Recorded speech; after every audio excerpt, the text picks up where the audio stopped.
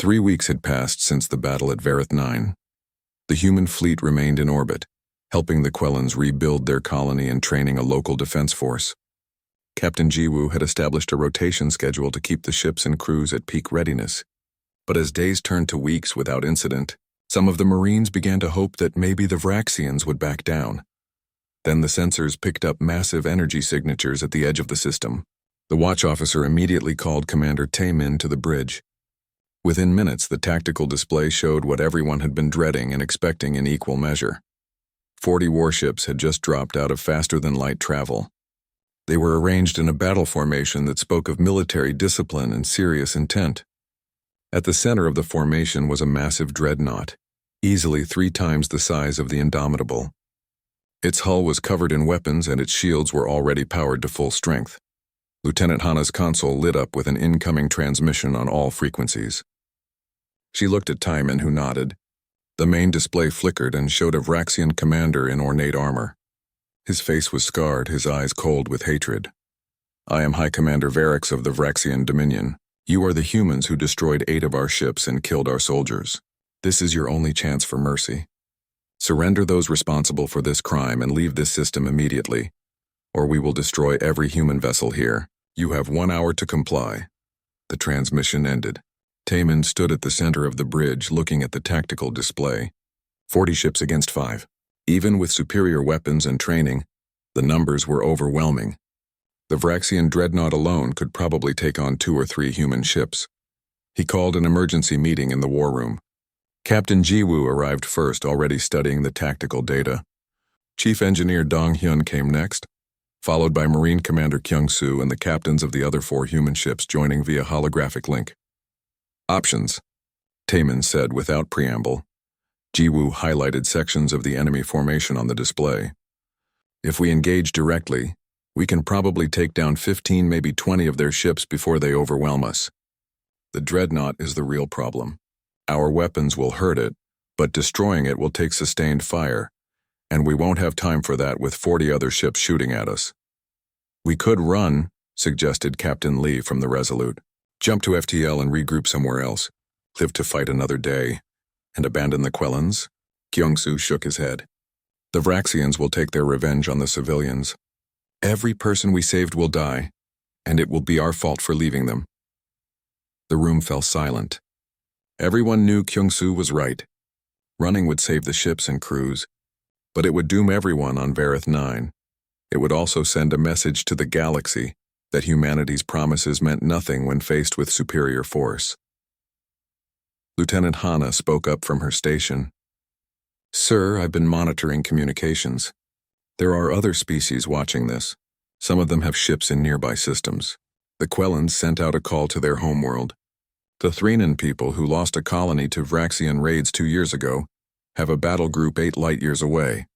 "How long until they could get here?" Taemin asked. "The Quellan defense fleet could arrive in 4 hours. The Threnan may be 6, Dong Hyun ran calculations on his tablet. "So we need to hold out for 4 hours minimum. Against 40 ships." "No," Jiwoo said suddenly. "We don't hold out. We attack." Everyone turned to look at her. She was smiling, but it was the kind of smile that preceded something either brilliant or completely insane. "Think about it," she continued. "They expect us to either surrender or try to defend. They'll be prepared for defensive tactics, but what if we go straight at them? Hit them hard and fast before they can settle into their formation. Make them think we have reinforcements coming and we're just buying time." "That's suicide," Captain Lee said flatly. "Maybe. Or maybe it's the only chance we have." Jiwoo pulled up tactical simulations. The Vraxians fight from a doctrine of overwhelming force. They're used to enemies that run or surrender. They've never faced an enemy that attacks when outnumbered 8 to 1. Taemin studied the simulation. It was desperate. It was dangerous. It was exactly the kind of thing that humans had become known for in their short time among the stars. Taking impossible odds and turning them into possibilities through sheer audacity. "Do it," he said. "But we're not just buying time. We're making them pay for every meter of space. Hana, send a message to the Quellan homeworld and the Threnan. Tell them we're engaging and could use support if they can provide it. No pressure, but we're going in regardless." The human fleet broke orbit and accelerated toward the Vraxian armada. Aboard the Indomitable, Taman addressed his crew over the ship-wide channel. In 1 hour, we're going to fight a battle that, by all reasonable analysis, we cannot win. 40 ships against 5. A dreadnought that outguns our entire fleet combined. And yet we're going to fight anyway. Do you know why? He paused, letting the question hang in the air. Because 3 weeks ago we heard people calling for help and we answered. We made a promise to the Quellans that they would be safe. We told the galaxy that humanity would not stand by while innocents suffered. And if we run now, those words mean nothing. The Vraxians think they can intimidate us with superior numbers. They think we'll see their dreadnought and lose our nerve. They're wrong. We're from Earth. We evolved on a world that tried to kill us every day for millions of years. We learned that you don't win by being the strongest or the most numerous. You win by refusing to quit. So here's what we're going to do. We're going to fly into that fleet and hit them so hard they'll feel it on their homeworld. We're going to show them what happens when Deathworlders decide you need to be stopped. And we're going to hold the line until help arrives or until we can't fight anymore. He took a breath. I won't lie to you. Some of us probably won't survive this. But we'll go down knowing we stood for something that mattered. That we kept our promise. That we proved humanity's word means something. All hands to battle stations. This is going to be rough. The crew's response came as a unified shout over the channel. Not words, just a roar of defiance that echoed through the ship's corridors. On the Vraxian dreadnought, High Commander Verex watched with satisfaction as the human ships approached. They were actually attacking. The fools were making this easy. He would destroy them quickly and then spend the next few days making examples of the Quellans below. All ships prepare to engage, he ordered. Concentrate fire on the lead vessel. Destroy it and the others will break. The human fleet came in fast, their engines burning at maximum. At extreme range, the Indomitable opened fire. Railgun slugs crossed the distance and slammed into the Vraxian formation. Shields flared. One of the smaller Vraxian ships exploded as a lucky shot penetrated its reactor. The Vraxian fleet returned fire. Plasma lances and energy beams filled the space between the fleets. The Indomitable's shields took multiple hits, their strength dropping rapidly, but the ship kept coming, still accelerating. They're insane, Verex's tactical officer said. They're going to ram us. At the last moment, the human fleet split. The Indomitable and Resolute went high. The other 3 ships went low, all of them executing maneuvers that should have knocked their crews unconscious from the G-forces. But humans had evolved under higher gravity than most species. What would kill other crews merely pressed the humans harder into their seats. The formation split caught the Vraxians off guard. Suddenly, the human ships were among them, firing at point-blank range. The cruiser Resolute targeted the dreadnought's weapon batteries, her railguns systematically destroying the massive cannons before they could track and fire. The frigates Swift Arrow and Morningstar worked as a team, their combined fire overwhelming the shields of Vraxian cruisers. Captain Jiwoo piloted the Indomitable through the enemy formation with precision that bordered on precognition. She anticipated enemy movements before they happened, positioning the ship to maximize firing angles while minimizing incoming fire.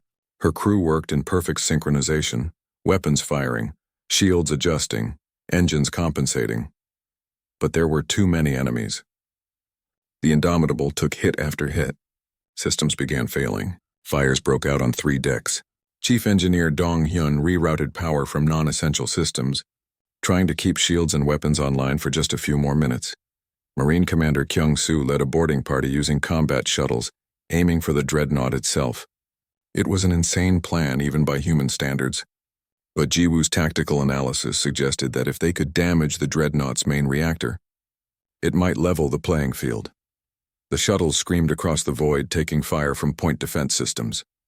2 of the 3 shuttles were destroyed, their crews dying instantly.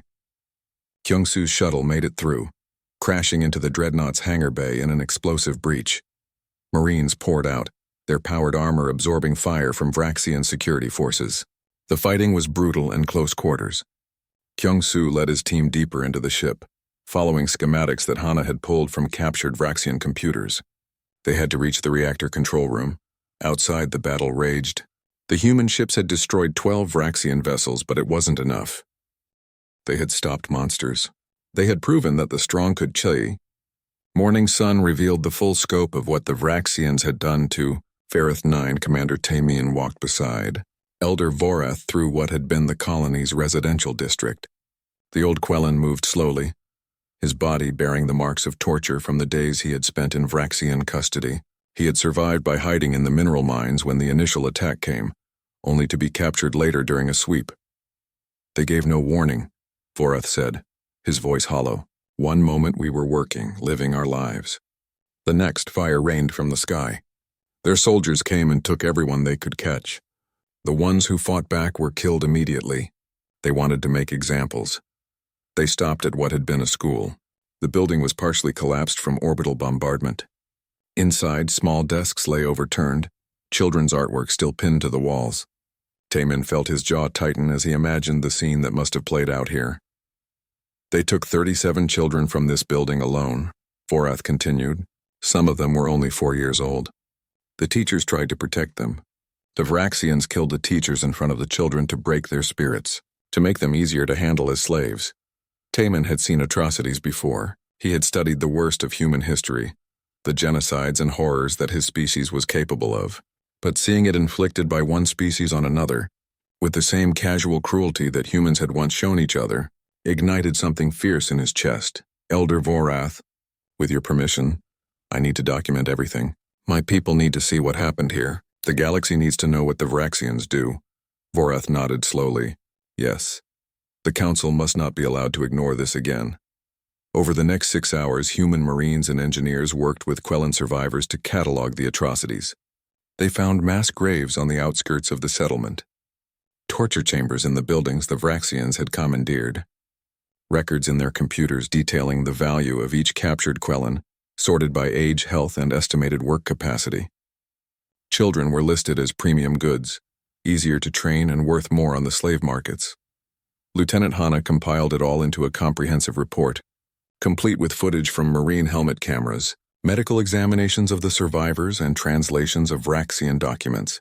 When she showed it to Taemin, he spent an hour reviewing every detail. Then he made a decision that would change humanity's relationship with the Galactic Council forever. Hanna, I want you to broadcast this, not through diplomatic channels, not through proper procedures. I want you to send it on every frequency to every ship and station within 50 light years, unencrypted. Make sure everyone can see exactly what happened here. Sir, that will cause a massive political incident. The Council will be furious. Good, let them be furious. Let them explain why they were willing to let this happen while they reviewed procedures. Taemin leaned forward. And include a statement from me. Tell the galaxy that the United Earth Navy considers the Vraxian Dominion a hostile force. Any Vraxian military vessel or facility involved in slave-taking will be treated as a legitimate military target. This is their only warning. Hanna's eyes widened, but she nodded. I'll have it ready to broadcast within the hour. The message went out across the galaxy at maximum power. Within hours, it reached every major station, every council world, every news network. The images of what had been done on Vareth 9 spread like wildfire. The video of human marines freeing prisoners from cages. The documents showing the systematic nature of Vraxian slave operations. And Taemin's declaration that Earth would no longer stand by while such things happened. The Galactic Council's headquarters on the garden world of Sanctum Prime exploded into chaos. Emergency sessions were called. Ambassadors shouted at each other in the Great Chamber. Some species applauded Earth's actions. Others, particularly those with trade agreements with the Vraxian Dominion, demanded immediate sanctions against humanity. Ambassador Thelis, representing a species that had never known war or predation, stood before the Council and demanded that Earth recall its fleet and issue a formal apology to the Vraxian Dominion for destroying their ships. His speech was calm, measured, and full of references to Council law and proper procedure. Then Earth's representative, Director Yoon-ji, took the floor. She was a small woman by human standards, barely 5 feet tall, but when she spoke, her voice carried across the entire chamber. Ambassador Thelis speaks of law and procedure, Yoon-ji began. He is correct that Earth did not follow proper channels. We did not wait for Council approval. We did not submit the correct forms or wait for the committees to review the situation. Do you know why? She activated a holographic display showing images from Vareth 9. The mass graves, the children in cages, the torture chambers. Because while the Council was reviewing procedures, children were dying. Because while committees debated jurisdiction, families were being torn apart. Because the price of your political stability was measured in innocent lives, and humanity decided that price was too high. She walked to the center of the chamber, looking up at the tiers of seats where hundreds of species watched. You call us Deathworlders. You fear our capacity for violence, our aggression, our refusal to back down from confrontation. You are right to fear these things. Earth is a harsh world that tried to kill us every day for millions of years. We evolved to be fighters, survivors, predators. We know violence intimately. Yunji let her words hang in the air for a moment. But you forget what else our world taught us. We learned that the strong have a choice. They can prey on the weak or they can protect them. We learned that through terrible trial and error, through genocides and wars that nearly destroyed us. We swore, after we nearly wiped ourselves out, that never again would we stand by and watch innocents suffer when we had the power to stop it. She gestured to the images still displayed. The Vraxian Dominion is powerful. They have political allies here. They have trade agreements and treaties. But they are not predators. They are monsters. And there is a difference. Predators kill to survive. They hunt to feed their families. There is no malice in a predator, only necessity. But monsters kill for pleasure. They enslave for profit. They torture for entertainment. The Vraxians are monsters, and humanity will not tolerate monsters. The chamber erupted in argument. Some species stood to applaud Yunji's words. Others shouted for her removal. Ambassador Thelis called for order and demanded a vote to formally censure Earth for its actions. The vote took 3 hours. When it was done, the Council had officially censured humanity, demanded the recall of Earth's fleet, and threatened sanctions if Earth did not comply within 7 days. Yunji accepted the censure with a simple nod. Then she delivered her final statement. Earth acknowledges the Council's decision, but our fleet will not be returning. The sanctions you threaten will hurt both our economies, not just Earth's. And if you expect humanity to watch innocents die to preserve your political relationships, you do not understand us at all. She looked around the chamber. We will operate on the edges of Council space, in the places you have decided are too complicated to help. And we will answer distress calls you choose to ignore. This is not a threat. This is a promise. She left the chamber to a mixture of applause and outrage.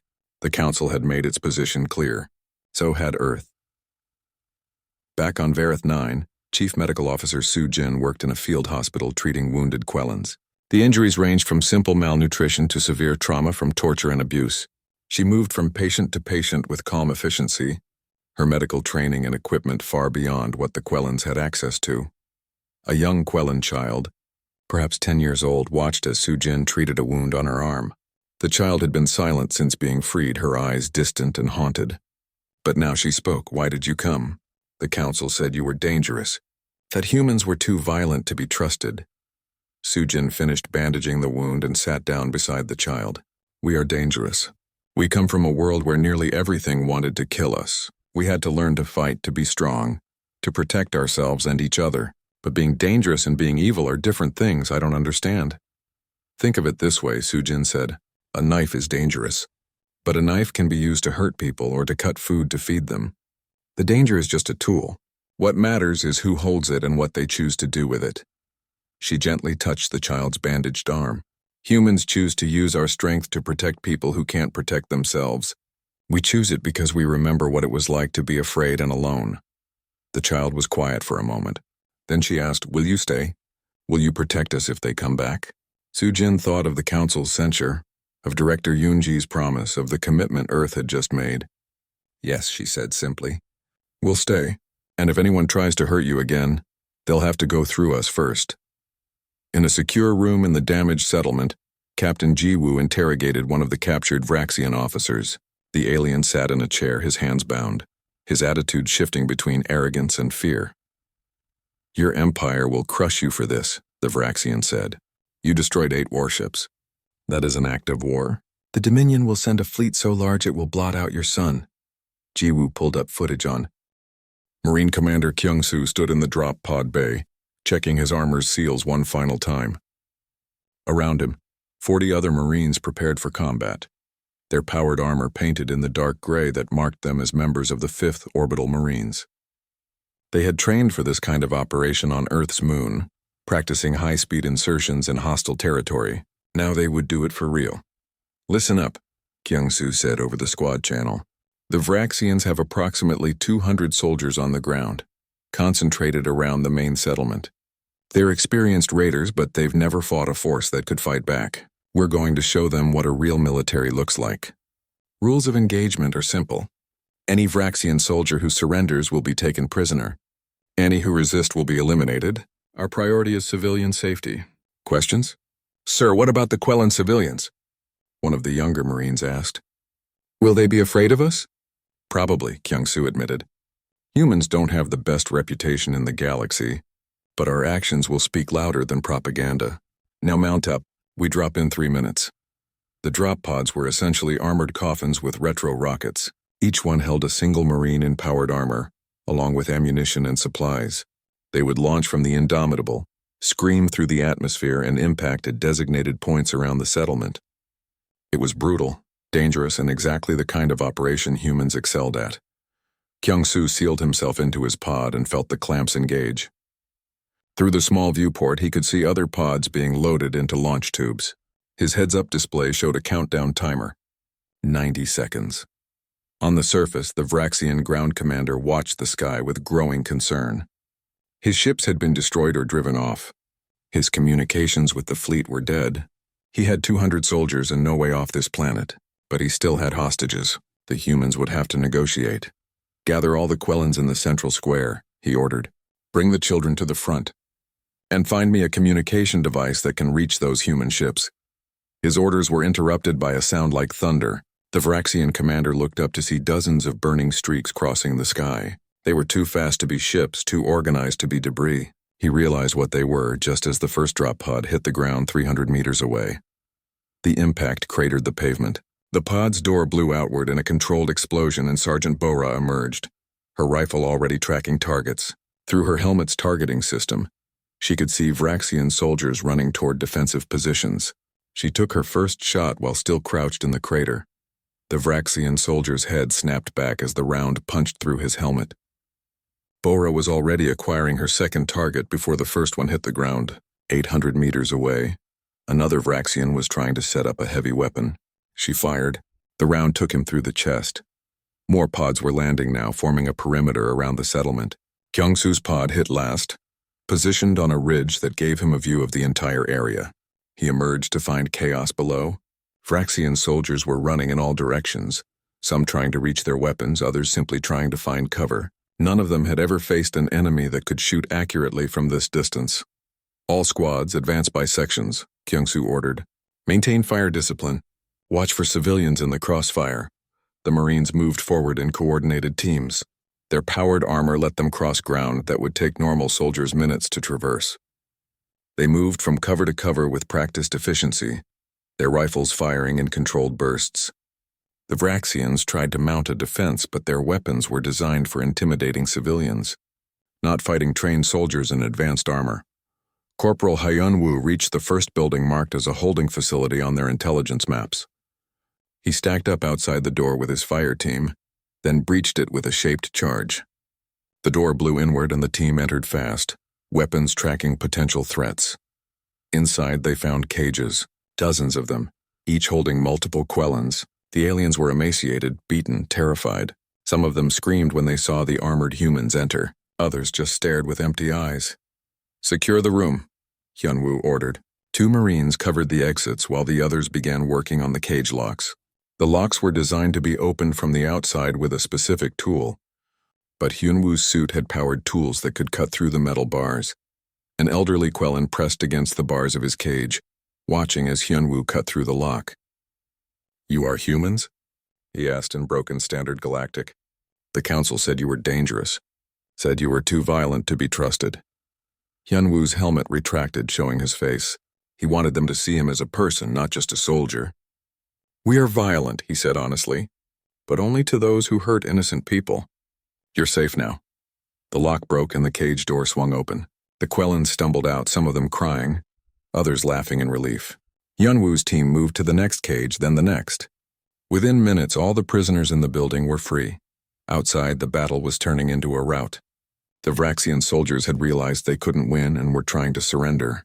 But their commander, desperate and cornered, made a final terrible decision. He ordered his remaining soldiers to gather the Quellan civilians they had been moving to the central square and use them as shields. Bora saw it happening from her position on the ridge. Through her scope, she watched Vraxian soldiers drag Quellan children into the open, holding weapons to their heads. The Vraxian commander stood behind them, shouting toward the advancing Marines. "Stop or we kill them all," he screamed. "Back away or these animals die." Kyung-soo held up his fist, signaling his Marines to halt. He opened a channel to Bora. "Can you get a clean shot on the commander?" Bora studied the situation through her scope. The Vraxian commander was using a Quellan child as a shield, holding the alien's small body in front of his own. It was a difficult shot. Maybe impossible for most snipers, but Bora had made her reputation taking difficult shots. "Affirmative," she said, "but I need him to move his head 2 centimeters to the left." "I'll get you that movement," Kyung-soo said. He switched to external speakers on his armor. "You want to negotiate? Fine, I need to speak with whoever is in charge. Show yourself." The Vraxian commander, emboldened by what he thought was a victory, stepped slightly to the side to address Kyung-soo directly. His head moved exactly 2 centimeters to the left. Bora's finger tightened on the trigger. The round traveled at supersonic speed, crossing the distance in less than a second. It entered the Vraxian commander's skull just above his right eye, passing through his brain and exiting the back of his head. He was dead before his body started to fall. The other Vraxian soldiers froze in shock. In that moment of hesitation, the Marines moved. They closed the distance in seconds, their armor's enhanced strength letting them physically tear the Vraxians away from their hostages. Within 30 seconds, the remaining Vraxians were on the ground, hands bound, weapons confiscated. Kyung-soo walked to where the Quellan children stood, still frozen in fear. He knelt down so he was at their eye level and retracted his helmet. "You're safe now," he said gently. "No one is going to hurt you anymore." One of the children, a girl no more than 7 years old, stared at him. "Are you going to take us away like they did?" "No," Kyung-soo said firmly. "We're going to help you find your families, and then we're going to make sure no one ever does this to your people again." Across the settlement, similar scenes were playing out. Marines were finding hidden civilians and bringing them to safety. Medical teams were treating the wounded. Engineers were starting to assess the damage to the colony's infrastructure. In 4 hours, organized Vraxian resistance was completely eliminated. Lyra emerged from her hiding place when she heard someone calling in the Quellan language. She found a human soldier, a young woman, standing in the street. The soldier saw her and immediately knelt down, making herself less threatening.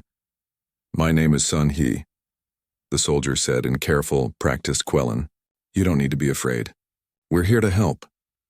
Lyra's daughter peeked out from behind her mother. Sun Hee smiled and pulled a ration pack from her belt, along with a bottle of water. She held them out to the child. "Are you hungry?" Sun Hee asked. "It's okay. You can take it." The girl looked up at her mother. Lyra nodded and her daughter stepped forward to accept the food and water. She drank greedily, then began tearing into the ration pack. "Thank you," Lyra said, her voice breaking. "The council said no one was coming. They said we were outside their jurisdiction."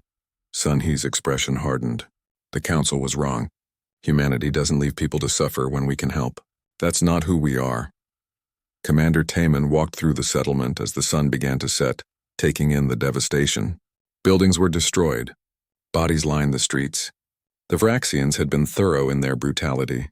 But among the destruction he saw hope. He saw Quellan families reuniting. He saw children laughing for the first time in days. He saw people who had lost everything begin to believe they might have a future. He also saw something else in the eyes of his Marines. Pride. Purpose. They had joined the military to make a difference.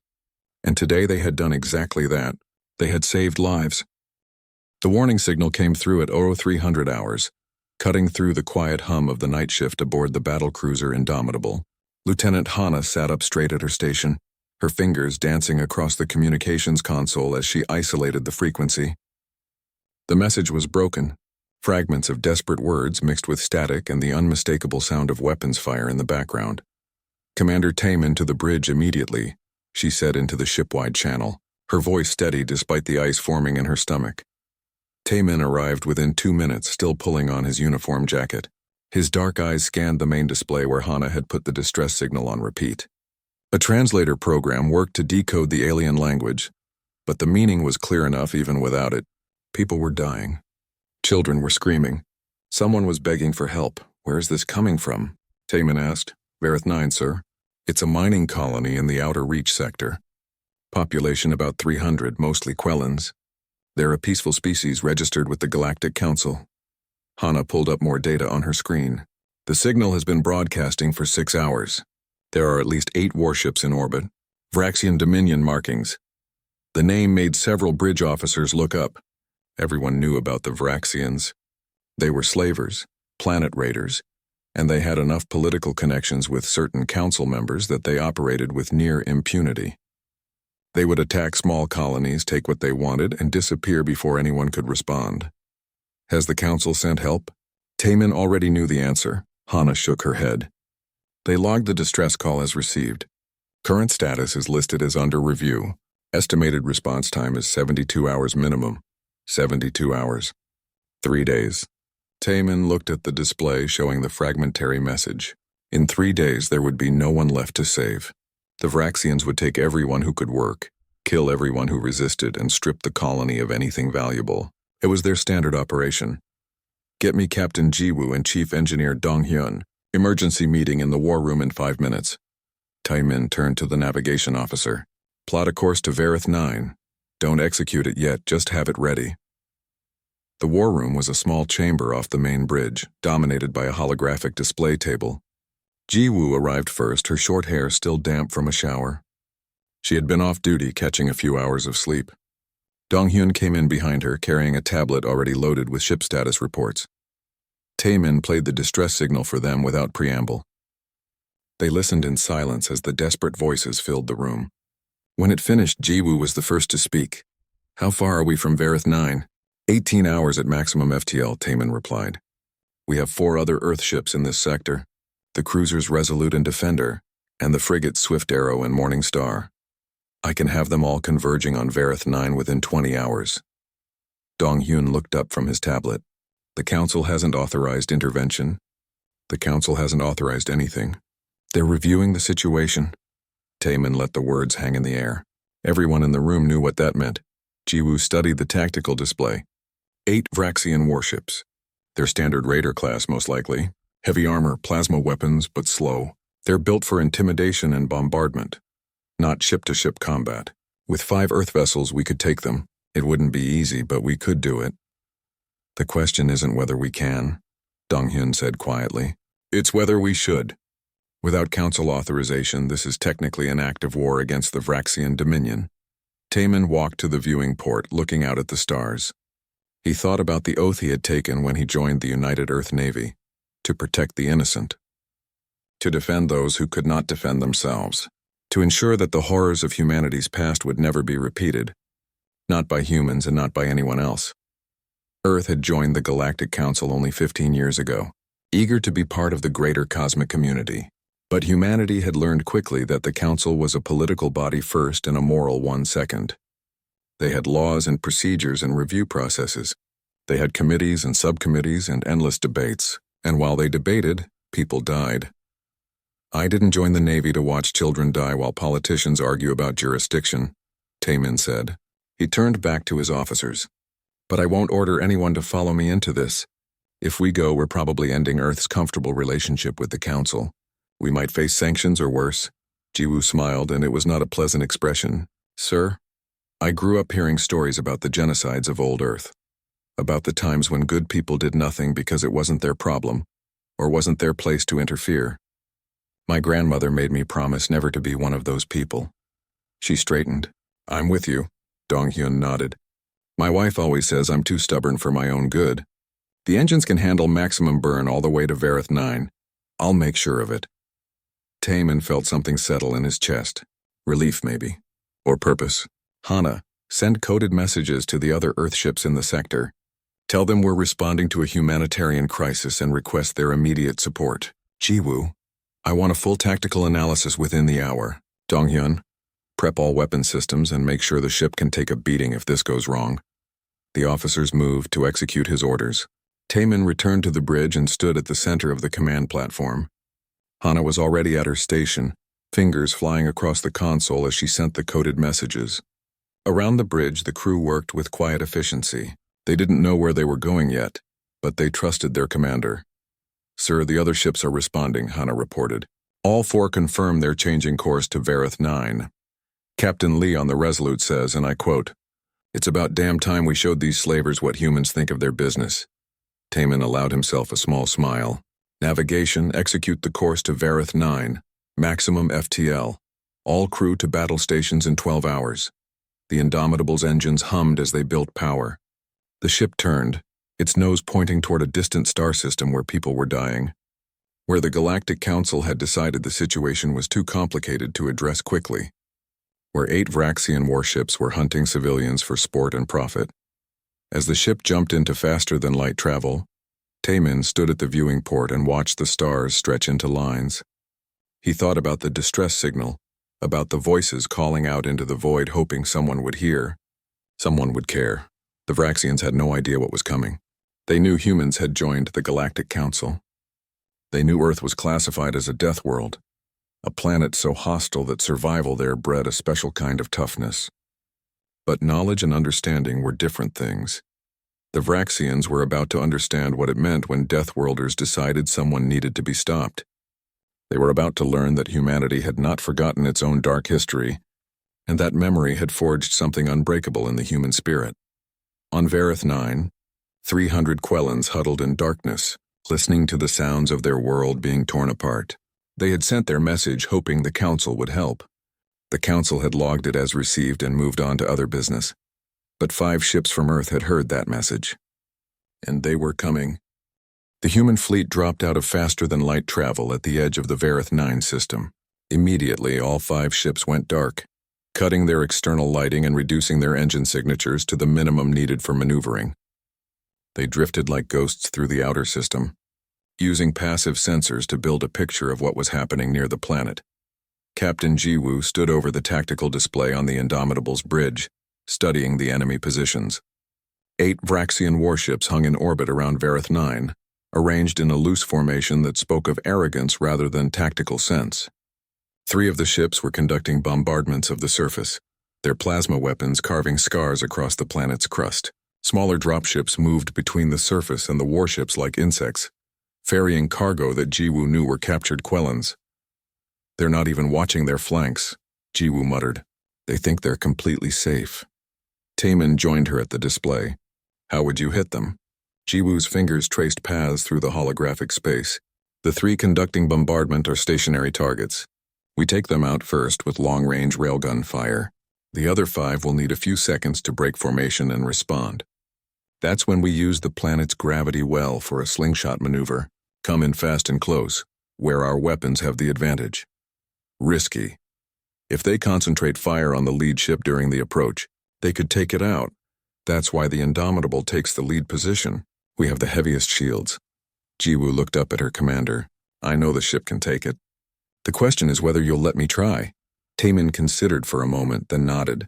"Transmit the attack plan to the other ships. We move in 10 minutes. Down on Vareth 9's surface, Lyra held her daughter close in the darkness of what had once been a school building. They had been hiding for 2 days now, ever since the Vraxian soldiers came through their neighborhood.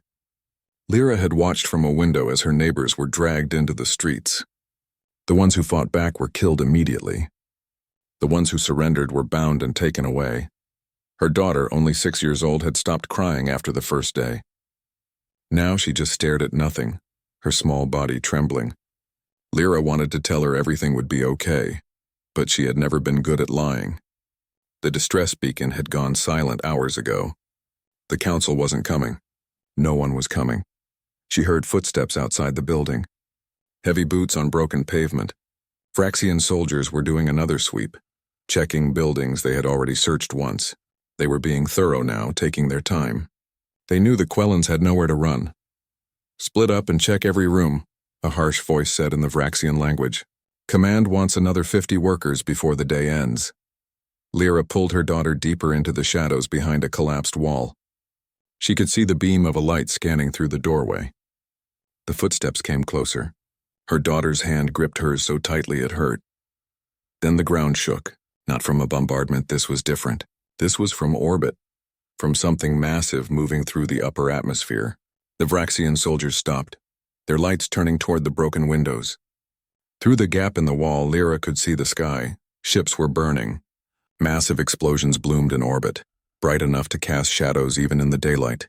The Vraxian soldiers started shouting, confusion and fear mixing in their voices. Aboard the Indomitable, Lieutenant Hana opened communication channels across all Vraxian frequencies.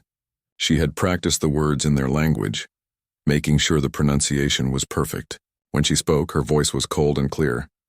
"This is the United Earth Navy.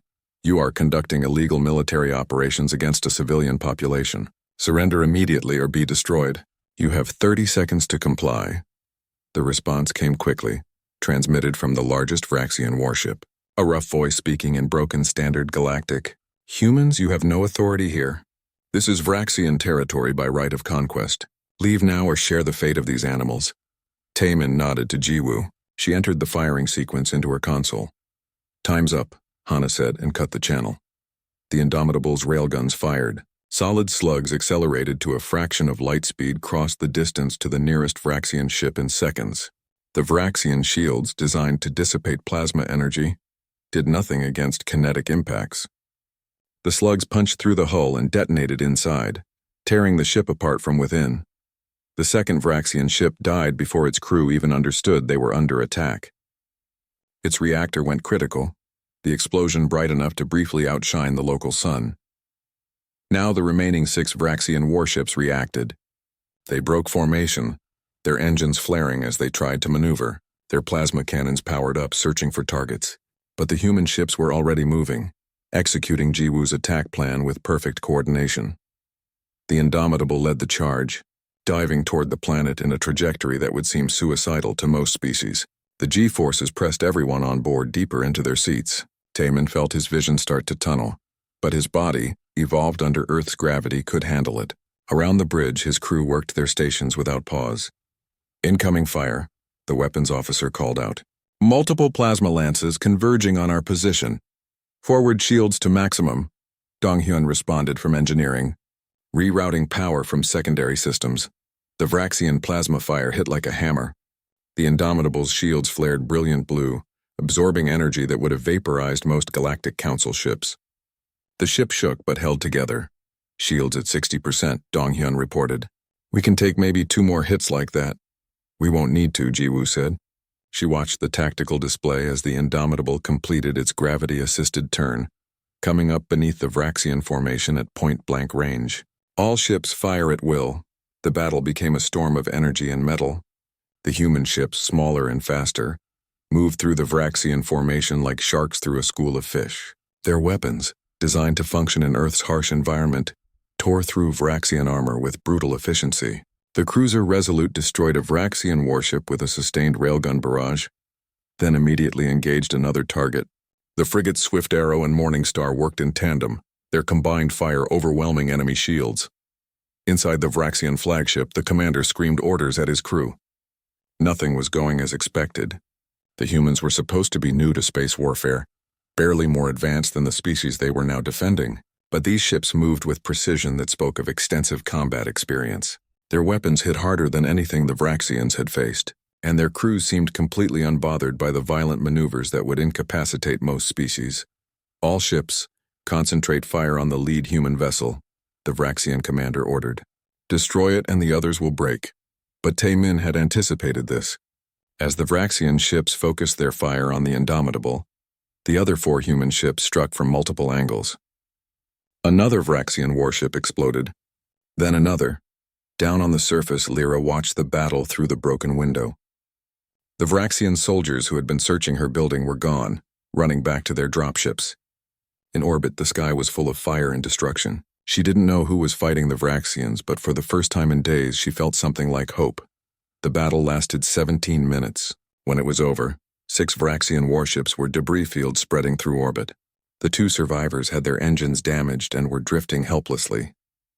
Taemin considered destroying them, but decided to let them live. Let them carry the message back to their empire about what happened when you attacked innocents in human-protected space. "Hana, open a channel to the Vraxian survivors," Taemin ordered.